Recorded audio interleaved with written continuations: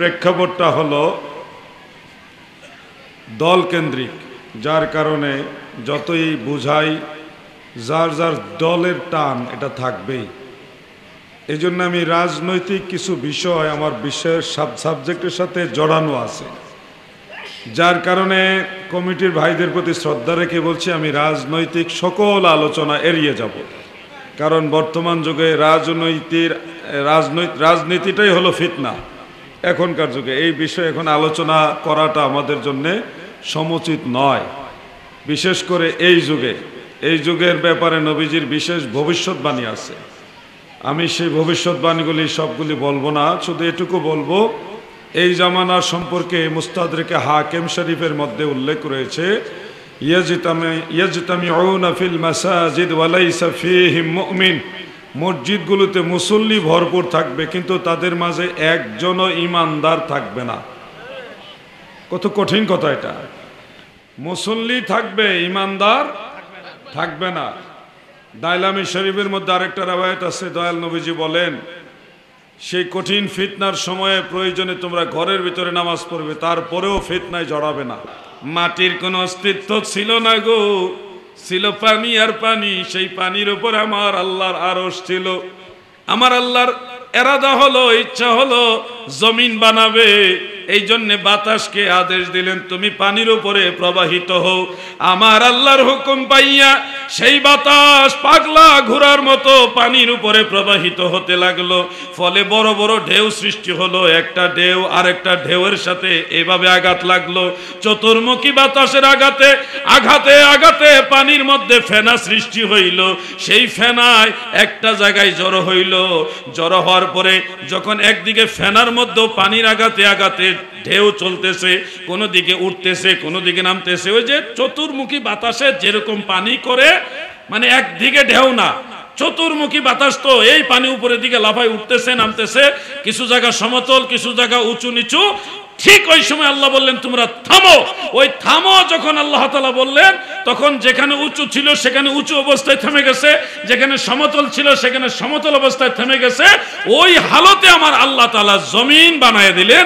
উঁচু জায়গাগুলি পাহাড় পর্বত, আর সমতল জায়গাগুলি হলো এই সমতল ভূমি। সুবহানাল্লাহ। এটা ওই যে বিগ ব্যাং থিওরি রয়েছে, একটা বিস্ফোরণ। এই বিস্ফোরণের যে ঘটনা বিজ্ঞানীরা বলেন এটারও বহু আগের ঘটনা। ইসলাম যেটা বলছে বিগ ব্যাং থিওরির অনেক আগের ঘটনা। আপনারা যারা বিজ্ঞান দিয়ে শুধু চলেন, ওই বিজ্ঞান দিয়ে ইসলাম চলে না, ইসলাম দিয়ে বিজ্ঞান চলে। বিজ্ঞানের থিওরি চেঞ্জ হয়, সূত্র চেঞ্জ হয়, বিজ্ঞানের গবেষণা পরিবর্তন আসে, কিন্তু কোরআন সুন্নাহর মধ্যে কোনো পরিবর্তন আসে নাই, আসবেও না। ঠিক কিনা বলে? এই হলো মাটি সৃষ্টি হয়েছে। তাহলে মাটি আসছে ফেনা থেকে, ফেনা আসছে পানি থেকে। মূলত আল্লাহ যা বলছে তাই ঠিক। আমি মানুষকে বানাইছি পানি দিয়া।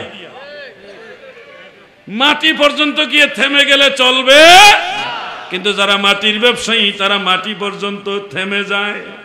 আমরা কি মাটির ব্যবসায়ী নাকি? আমরা নূরওয়ালা। আমাদের দিলের ভিতরে নূর আছে, ঈমান নূর, ইসলাম নূর, কোরআন নূর, ইলম নূর। অতএব আমরা নূরের সাথে সম্পর্ক রাখি। আমরা মাটির তৈরি বলা যাবে না। এবার আসেন, সুফি সাধক আল্লাহর ওলিরা আমাদেরকে সঠিক ইসলাম দিয়ে গেছে। এটা কিভাবে বুঝলাম? কোরআন শরীফে কিছু আয়াত আছে, এগুলি আবার আমার এই ভাইদের অনেকের মুখস্থ আছে। সেই আয়াতের মধ্যে একটা আয়াত বলি, নাইলে আবার পেশ লাগবে। মিনহা খালাকনাকুম ওয়া ফিহা নুঈদুকুম ওয়া মিনহা নুখরিজুকুম তারাতান উখরা। আমি যখন চুয়াডাঙ্গার বাহাসে গিয়েছিলাম, প্রায় 3 শতাধিক আলেমের বিপরীতে আমরা মাত্র কয়েকজন। তারা এই আয়াতে কারিমার দলিল দিয়েছিল। আমরা সব মানুষ মাটির তৈরি প্রমাণ করার জন্য। আমি শুধু দাঁড়িয়ে বললাম, দাদু বাংলা অনুবাদ বললে তো হবে না, অনুবাদের উপরে তো সব ডিপেন্ড করে না। তাফসীর কি বলে? তাফসীরের মধ্যে আছে, তাফসীরে বগবীর মধ্যে উল্লেখ, তফসিরে কবিরের মধ্যে উল্লেখ, তফসিরে জালালাইনের মধ্যে উল্লেখ, তফসিরে বাইজাবির মধ্যে উল্লেখ, তফসিরে কাশাফের মধ্যে উল্লেখ, তফসিরে রুহুল বায়ানের মধ্যে উল্লেখ, তফসিরে রুহুল মাআনির মধ্যে উল্লেখ, তফসিরে খাজানের মধ্যে উল্লেখ, তফসিরে তাবারির মধ্যে উল্লেখ, তফসিরে কুরতুবির মধ্যে উল্লেখ, অন্যান্য তাফাসির সমূহের মধ্যে লিখেছে মিনহা আই মিন তুরাবিল আরদে খালাকনাকুম আই খালাকনা আবাকুম আদম আলাইহিস সালাম ফাহাযাফাল মুযাফ। তফসিরে বাইজাবি এবং তফসিরে মাযহারির মধ্যে উল্লেখ ফাহাযাফাল মুযাফ, এখানে মুযাফটা উজ্জ্ব রয়েছে জমিনের মাটি দিয়ে তোমাদের সবার বাবা আদমকে আমি আল্লাহ বানিয়েছি। সুবহানাল্লাহ। ওই খালাকনাকুম এর মাঝখানে আবা শব্দটা সাইলেন্ট আছে। সাইলেন্ট মানে কি? গোপন আছে, গোপন, উজ্জ্বল, মানে মাহজুব রয়েছে। এই জন্যে অনুবাদ দেখে অনেকে মনে করে আমরা সবাই মাটির তৈরি। আসলে আমরা সবাই নই, আমাদের সবার বাবা আদম আলাইহিস সালাম মাটির তৈরি। তাহলে বিষয়টা কি ক্লিয়ার হয়েছে? এবার আমি আপনাদের প্রশ্ন করি, বলুন আমরা কিসের তৈরি? বলুন না কিসের? পানিরও বলতে পারেন, নুতফারও বলতে পারেন। কোরআনের ভাষা, কোরআনের ভাষা পানি এবং নুতফা দুইটাই এক জিনিস। ভাই আমার, এই আকীদাগুলি আপনাদের জেনে রাখতে হবে। যারা আজকে ওলিয়া উলিয়া মানেন না, সুফি সাধকদের সোহবতে যান না, তারা দেখবেন মাটির ব্যবসার সাথে জড়িত। কিসের সাথে জড়িত? মাটির ব্যবসার সাথে। তারা বলে নবীজি আমাদের মতো একজন সাধারণ মানুষ ছিল, নবীজি নবুয়তের দায়িত্ব পালন করতে গিয়ে অনেক ভুল ত্রুটি করেছে। ফাসাব্বিহ বিহামদি রাব্বিকা ওয়াস্তাগফির, এই আয়াতের ব্যাখ্যা করেছেন দলের বড় নেতা, ব্যাখ্যা করে বলতেছে নবীজি নবুয়তের দায়িত্ব পালন করতে গিয়ে যত ভুল ত্রুটি করেছে এগুলির জন্য আল্লাহর কাছে ইস্তেগফার করার আদেশ আল্লাহ দিয়েছে। নাউজুবিল্লাহ।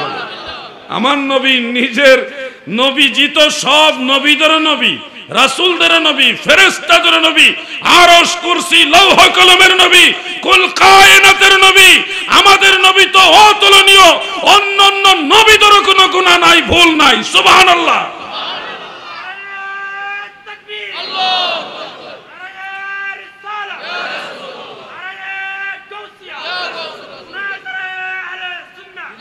এই জন্য আমি মাঝে মধ্যে বলি, নবী তুমি ইমামুল আম্বিয়া, তোমার জন্যই বানায়াছে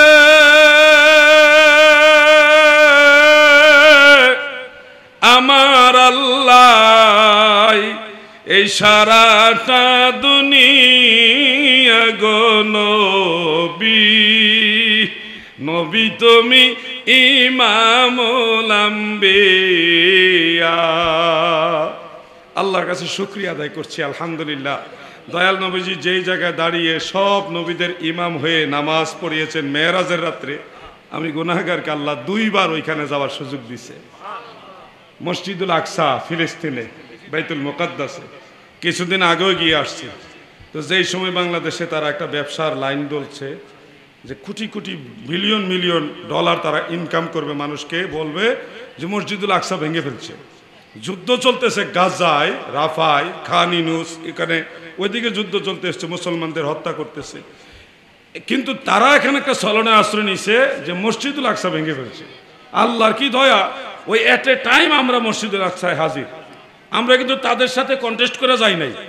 আমাদের এই সফরের শিডিউলটা 6 মাস আগের থেকে। এখন তারা প্রচার করতেছে মসজিদুল আকসা ভেঙে ফেলছে, আর ওই সময় আমরা মসজিদুল আকসায় হাজির। আমাদের চোখের সামনে মসজিদুল আকসা, সেখানে আমাদের পরিবারের লোকেরা তাগাদা দিতেছে, আসলে আপনারা কি অবস্থা আছেন, মসজিদুল আকসাকে ভেঙে ফেলছে বলে, তাহলে আপনারা কোথায় গেলেন? ওখানে যদি মসজিদুল আকসা ভেঙে ফেলে আপনাদেরও তো মেরে ফেলবে। টেনশন করতেছে না পরিবারের লোক? তো এই বিভিন্ন মাধ্যমে আমাদের সাথে যোগাযোগ হইল, তখন আমরা একটা লাইভ দিছি। আমরা কিন্তু এই 12 তারিখের তাদের ব্যবসার খবর তেমন একটা জানি না। আমরা লাইভ দিছি মসজিদুল আকসা ভাঙছে না, আপনারা টেনশন করেন না, আমরা এখানে আছি, এখানে সব ঠিকঠাক আছে। পরিবারের লোক, বন্ধু বান্ধব, তাদেরকে বুঝাইলাম যে মসজিদুল আকসা ভাঙছে না, আমরা এখানে সহি সালামতে আছি। এখন এইটা তারা নিয়ে গেছে তাদের বিরুদ্ধে, আমরা কইছি